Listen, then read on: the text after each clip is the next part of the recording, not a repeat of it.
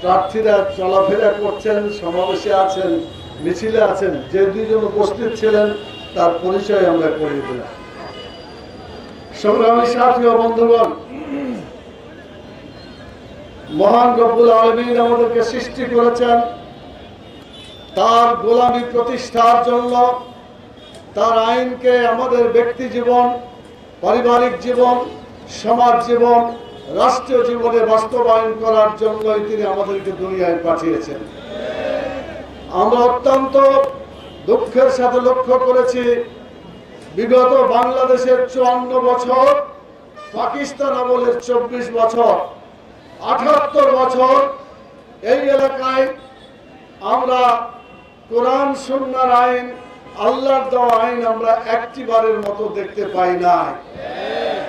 পাকিস্তানের নেতা কায়েদে আজম মোহাম্মদ আলী জিন্নাহ, তাকে জিজ্ঞেস করা হয়েছিল what will be the constitution of Pakistan. উনি কোরআনকে হাতে নিয়ে বলেছিলেন this Quran will be the constitution of Pakistan. কিন্তু পাকিস্তানে কোনোদিন কোরআনের আইন সংবিধান আকারে তারা করতে পারে না।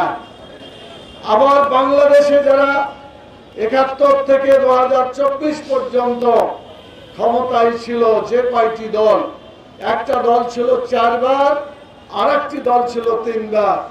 ক্ষমতায় যাওয়ার পরে এরা একটি আইনও জাতীয় সংসদে কোরআনের আইনকে প্রতিষ্ঠা করে না, বরং কোরআনের বিরুদ্ধে অনেক আইন তারা পাশ করেছে। সংবিধানের 2-1টা জায়গায় ইসলাম এবং কোরআনের গন্ধ থাকলে সেগুলোকেও তারা বিতাড়িত করে দিয়েছে। সংগ্রামী সাথী ও বন্ধুগণ, বাংলাদেশ জামাত ইসলামী শুরু থেকে পর্যন্ত আল্লাহর আইন চালু করার জন্য টেকনাফ থেকে তেতুলিয়া পর্যন্ত কোরআনের আইন প্রতিষ্ঠার সংগ্রাম চালিয়ে যাচ্ছে, লোক তৈরি করছে, জনমত গঠন করেছে এবং আল্লাহর সাহায্যের জন্য কাজ চালিয়ে গিয়েছে। আমরা দেখছি মহান আল্লাহ আমাদের প্রতি মেহেরবানি করেছেন। আমাদের উপর যারা জুলুম অত্যাচার করেছে, যারা আমাদেরকে বিভিন্ন ভাবে কষ্ট দিয়েছে, আল্লাহ তাআলা তাদের প্রতি জনগণের মন ফিরিয়ে দিয়েছে এবং আমাদের প্রতি জনগণের মনকে আকৃষ্ট করেছে। ইয়া মুকাল্লিবাল কুলুব সাব্বিত কলবি আলা দীনিক, ইয়া মুসাররিফাল কুলুব সাররিফ কুলুবানা আলা তাআতিক। আপনারা লক্ষ্য করেছেন ঢাকা বিশ্ববিদ্যালয়, যে বিশ্ববিদ্যালয়কে কবি আল মাহমুদ, বিখ্যাত কবি, তিনি বলেছিলেন এই ঢাকা বিশ্ববিদ্যালয় হলো ডাকাতদের গ্রাম, যেখানে কোন টুপিওয়ালা, দাড়িওয়ালা, কোন পাঞ্জাবিওয়ালা যেখানে চলাফেরা করতে পারত না। মহান মনিব আল্লাহ তাআলা আমাদের প্রতি রহম করেছেন, ছাত্রদের অন্তরগুলোকে ইসলামের প্রতি আল্লাহ তাআলা কবুল করেছেন। আপনারা দেখেছেন ঢাকা বিশ্ববিদ্যালয়ের প্রথম পর্বে একেবারে নিরঙ্কুশ বিজয়, যেটাকে ল্যান্ডস্লাইড ভিক্টরি বলে, ভূমিধস বিজয়, কেউ কেউ বলছেন যে ভূমিধস না, পাহাড় ধস বিজয় হয়েছে, আলহামদুলিল্লাহ। এরপরে জাহাঙ্গীরনগর বিশ্ববিদ্যালয়, এরপরে চট্টগ্রাম বিশ্ববিদ্যালয়, এরপরে রাজশাহী বিশ্ববিদ্যালয়, সবগুলোতে আল্লাহ তাআলা তার দয়া, তার মেহেরবানি যুক্ত করে বাংলাদেশ ইসলামী ছাত্র শিবিরকে নিরঙ্কুশ বিজয় দান করেছেন, আলহামদুলিল্লাহ। প্রিয় ভাইরা, এই বিজয় আমরা আল্লাহর শুকরিয়া আদায় করব। ফাসাব্বিহ বিহামদি রাব্বিকা ওয়াস্তাগফির। যখন তোমরা বিজয় লাভ করবে তখন আল্লাহর তাসবিহ বেশি করে পড়বে, যখন তোমরা বিজয় লাভ করবে তখন আল্লাহর প্রশংসা করবে বেশি এবং আল্লাহর কাছে ক্ষমা প্রার্থনা করবে।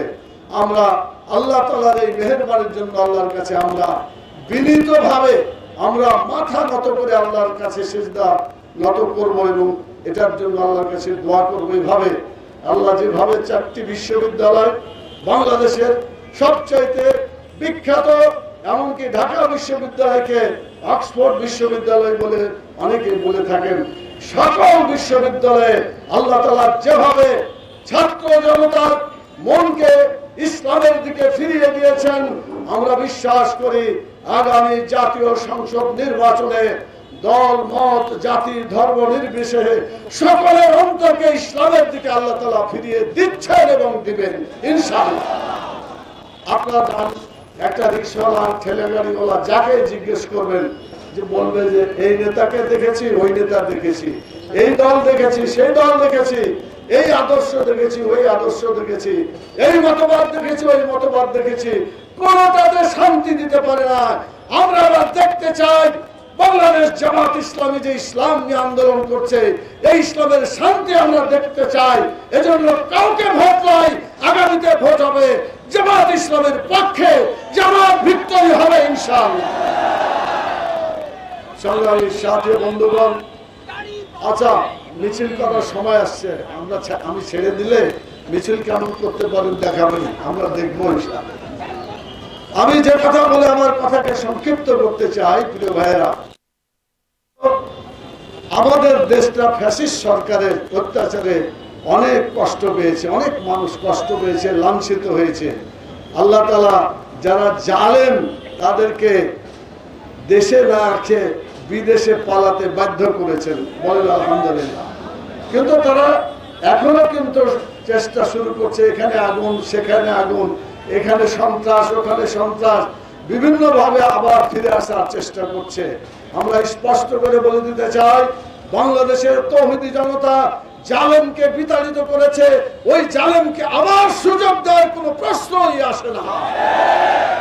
প্রিয় ভাইরা, আমরা হুঁশিয়ার করে দিতে চাই, বাংলাদেশের জনগণ সহ যারা এখানে টিকে আছেন, কোন পার্শ্ববর্তী দেশের এই জুলুম, অত্যাচার, নির্যাতনকে আর বাংলাদেশে আসতে দেওয়া হবে না। সংগ্রামী সাথী ও বন্ধুগণ, আমি আপনাদের প্রশ্ন করি, বাংলাদেশে বর্তমানে উপদেষ্টা সরকার আছে, এই সরকার বেশি দিন কি থাকবে? ফেব্রুয়ারি পর্যন্ত আশা করা যায় নির্বাচন হলেই তাদের সমাপ্তি ঘটবে। আমরা উপদেষ্টা সরকারকে বলবো, যেভাবে নির্বাচন করলে সত্যিকার নির্বাচন হয়, সেই নির্বাচন আপনি করেন, আপনার নাম ইতিহাসে লেখা থাকবে।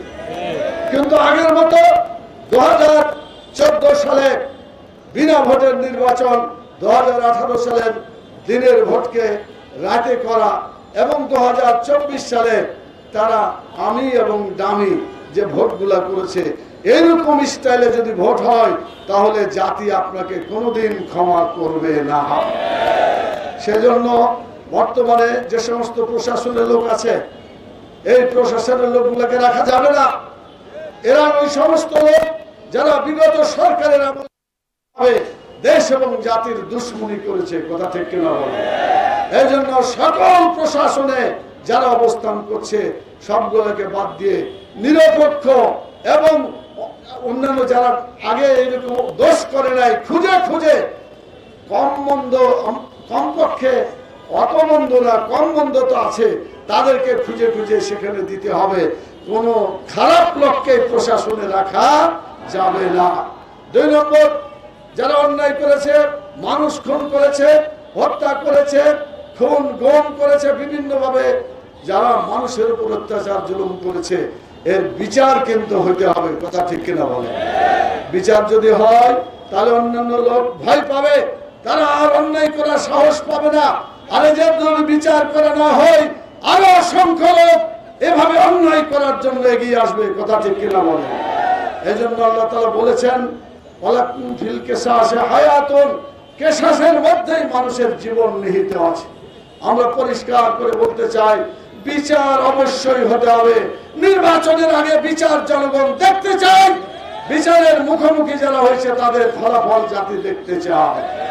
কোন টাল বাহানা করে বিচারকে দীর্ঘায়িত করা যাবে না।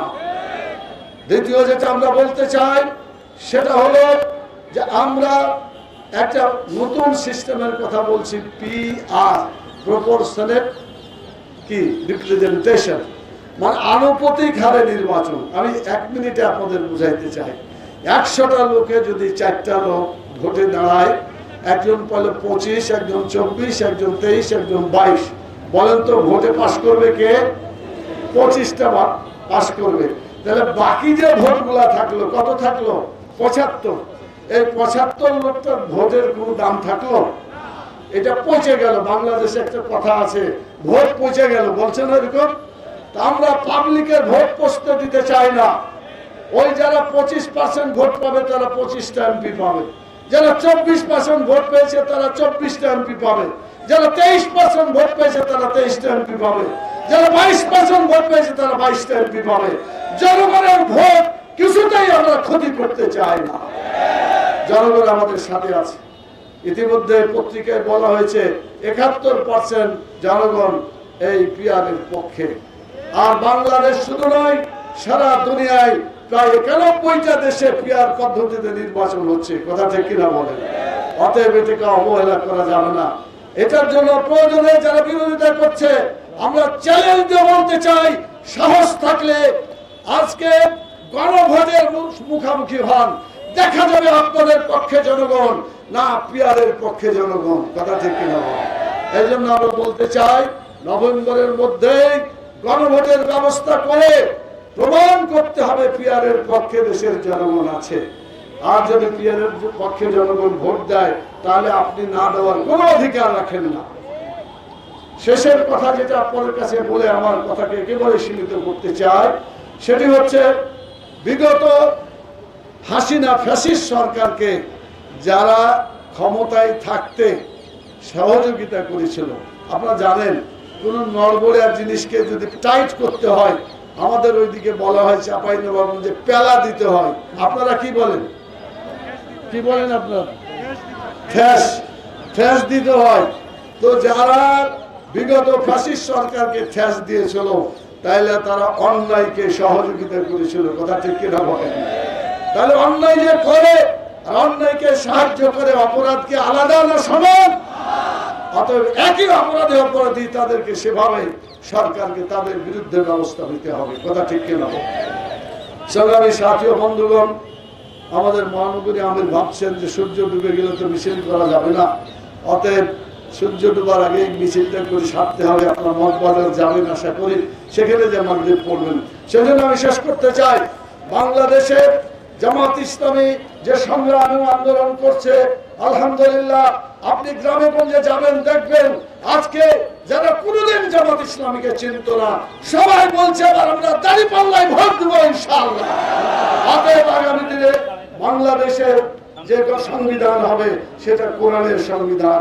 আমরা আল কোরআনের আলো বলেছি, ঘরে ঘরে জ্বালো। এখন কিন্তু শুধু নিজের ঘরে জ্বাললে চলবে না, আল কোরআনের আলো সংসদে জ্বালতে হবে, কথা ঠিক না বলে? স্লোগান হবে আল কোরআনের আলো সংসদে জ্বালো, সংসদে জ্বালো আল কোরআনের আলো। এই আওয়াজ নিয়ে টেকনাফ থেকে তেতুলিয়া পর্যন্ত আমাদেরকে ছড়িয়ে পড়তে হবে। রাজি আছেন ইনশাআল্লাহ?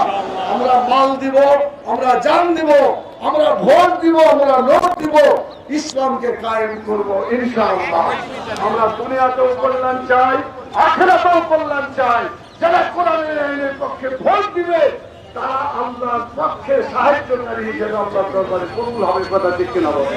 আর যদি আল্লাহর পক্ষে ভোট না দেয়, সূরা ইয়াসিনের 65 নম্বর আয়াত আল্লাহ বলছেন, আল-ইয়াওমা নাখতিমু আলা আফওয়াহিহিম ওয়া তুকাল্লিমুনা আইদিহিম। সেদিন মানুষের মুখ বন্ধ হয়ে যাবে, হাতে কথা বলবে, পায়ে সাক্ষী দিবে, কথা ঠিক কিনা বলেন? অতএব আল্লাহর দেওয়া হাত দিয়ে শিল মারবো আল্লাহর আইনের, কথা ঠিক কিনা বলেন? আল্লাহর আইন যেখানে মারো সেখানে, আল্লাহর আইন যেখানে সেখানে। এই সংগ্রামী আন্দোলনের